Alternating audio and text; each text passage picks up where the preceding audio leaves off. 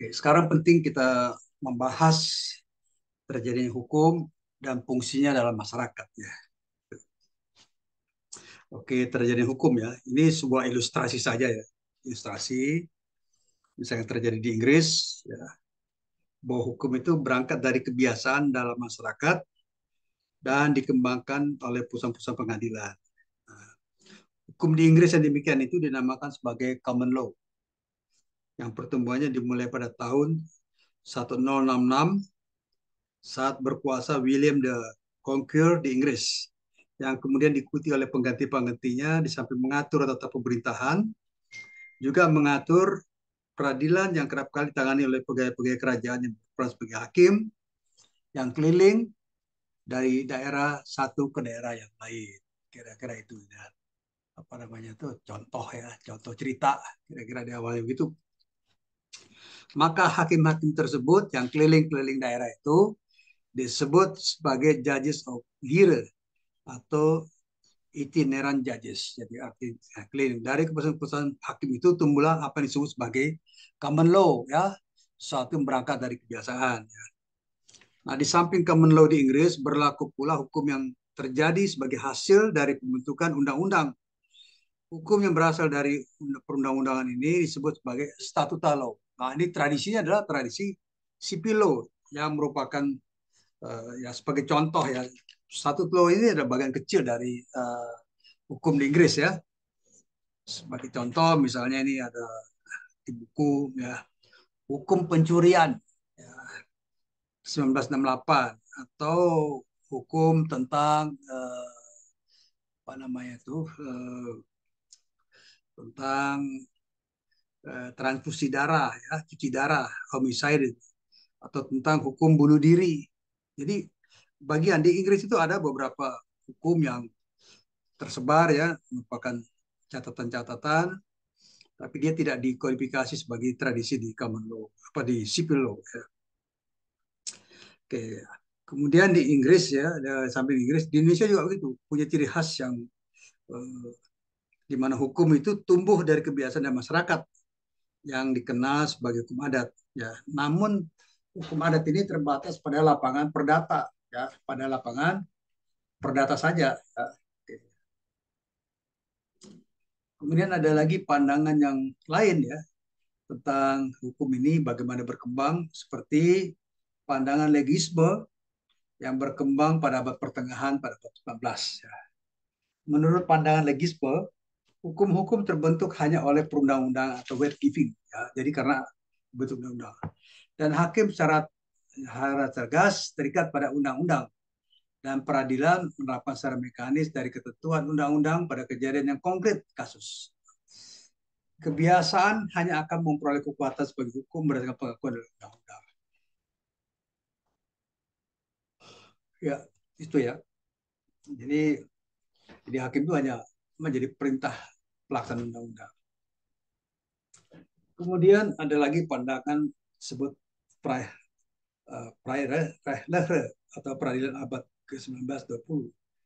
Menurut pandangan ini, hukum berbentuk hanya oleh peradilan atau resprah. Undang-undang, kebiasaan, dan sebagainya hanya sarana pembantu bagi hukum dalam menentukan hukum pada kasus-kasus konkret. Pandangan ini titik berat pada hukum dan sosial. Ya. Jadi sekali lagi pada pandangan kedua, ya hukum itu terbentuk hanya oleh pengadilan. Nah, sekarang bagaimana situasi sekarang ya? Misalnya. Oke. Jadi berbagai macam perkembangan ini hukum ya, antara lain misalnya hukum terbentuk berbagai cara ya. Saya melalui pengadilan, melalui parlemen. Kemudian pertama-tama pembentuk undang-undang atau whatever itu membuat aturan-aturan hukum. Hakim harus menerapkan undang-undang. Penerapan undang-undang tidak dapat berlangsung secara mekanis, ia menuntut penafsiran dan karena itu ia sendiri kreatif. Jadi undang-undang tidak jalan saja, tapi dia mesti ditafsirkan oleh hakim. Perundang-undangan tidak dapat lengkap sempurna, kadang-kadang harus digunakan istilah-istilah yang kabur, yang mananya harus diberikan lebih jauh oleh hakim. Kadang-kadang terdapat kekosongan ya, dalam undang-undang dan harus di peradilan. Jadi kembali pada hakim bagaimana menafsirkan undang aturan itu ya.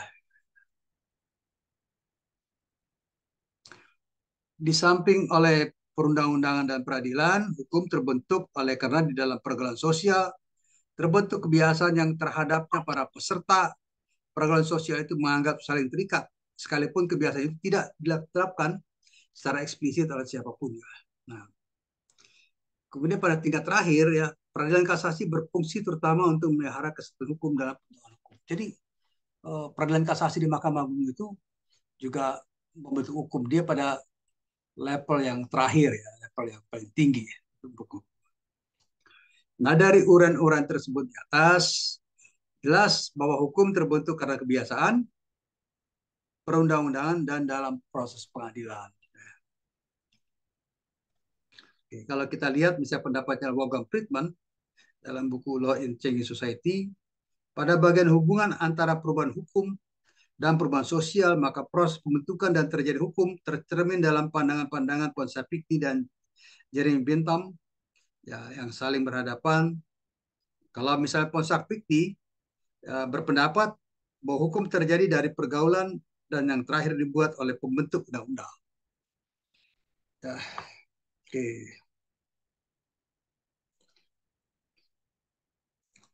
Jadi kalau tadi Ponsah-Pikti mengatakan ya hukum terbentuk dari pergaulan masyarakat, nah kemudian yang lain ya dan Bentham mengatakan hukum itu dibuat oleh pembentuk undang-undang. Ya. Kemudian ada yang eh, mengambil jalan tengah ya, yaitu Egan Ehrlich mengatakan bahwa dengan melihat kenyataan pada masyarakat modern, hukum bisa terjadi melalui perundang-undangan karena proses dalam pengadilan dan bisa karena kebiasaan atau kompetisi dalam hukum tata negara, traktat dan sebagainya. Jadi beragam hukum itu terbentuk ya melalui kebiasaan, melalui pengadilan,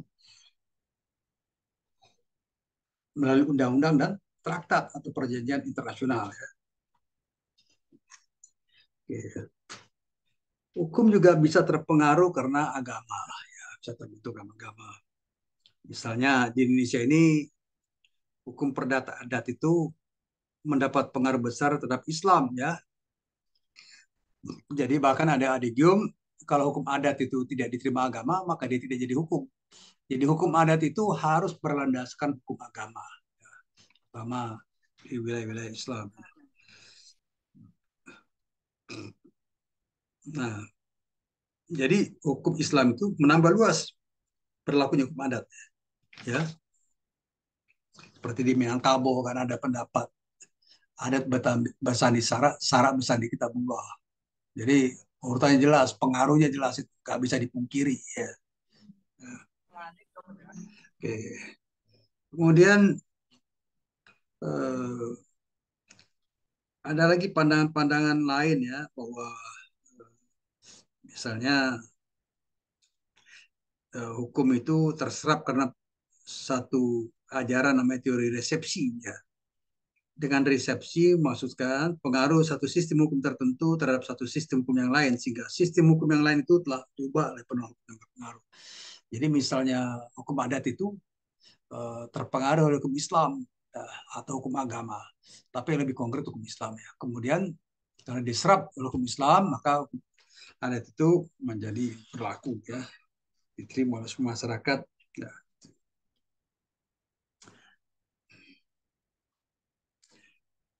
Tadi sudah disebutkan sedikit banyak tentang bahwa hukum itu juga berkembang dalam situasi masyarakat ya.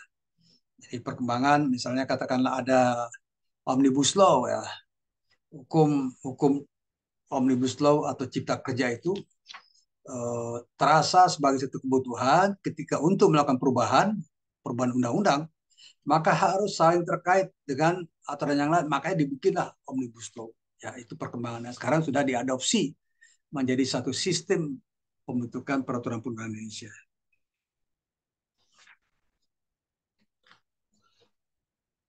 Saya sudah sebutkan tadi pembentukan hukum bisa melalui putusan pengadilan atau dalam jurisprudensi. Nah, betul-betul hukum positif yang sampai sekarang diperbincangkan ya mempunyai satu sifat yang sejalan. Kaidah hukum itu bersifat umum Di dalam keadaan itu tetapkan ketentuan-ketentuan tentang tingkah laku orang pada umumnya. Setiap orang dimasukkan dalam keadaan hukum itu haruslah mentaati ketentuan. Jadi hukum itu eh, dibuat untuk keseluruhan orang bersifat umum, tidak pribadi ya. Ya, kemudian menjadi pedoman tingkah laku dan orang harus menyadari harus ikut taat dalam hukum itu. Kalau tidak, maka ada ketentuan sanksi yang mengatur. Oke,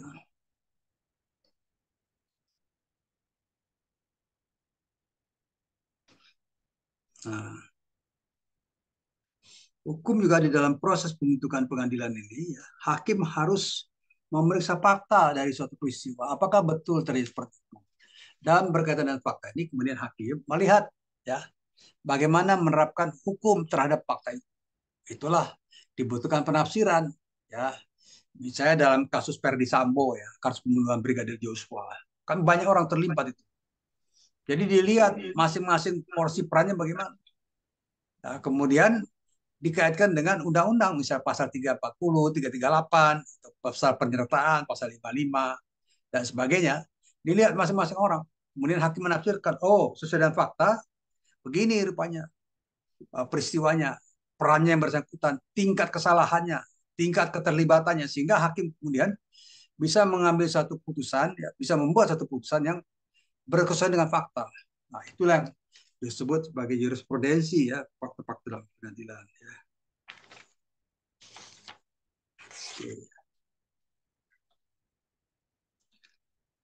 Dan tugas utama dari Mahkamah Agung adalah memeriksa apakah hakim itu telah bekerja berkesesuaian. Ya.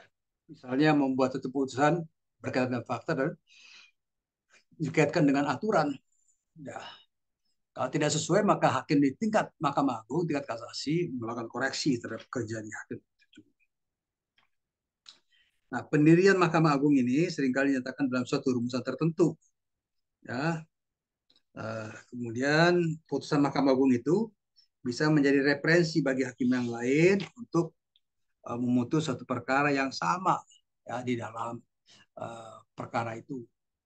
Tapi ada juga keputusan bersifat baku oleh pengadilan. Misalnya dalam kasus-kasus pidana ya, pembunuhan. Itu sudah jelas kalau dia ada faktanya merencanakan hukumannya sekian. Dan kualifikasi berencana itu ada tindakan, ada motif, ada alur dari sebuah peristiwa hukum.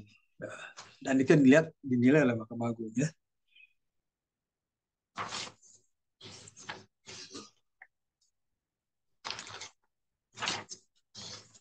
Oke, sekarang kita bahas tentang fungsi hukum ya.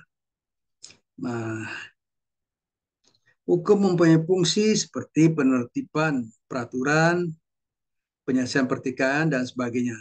Sedemikian rupa sehingga dapat mengiring masyarakat berkembang. Itu fungsi hukum ya.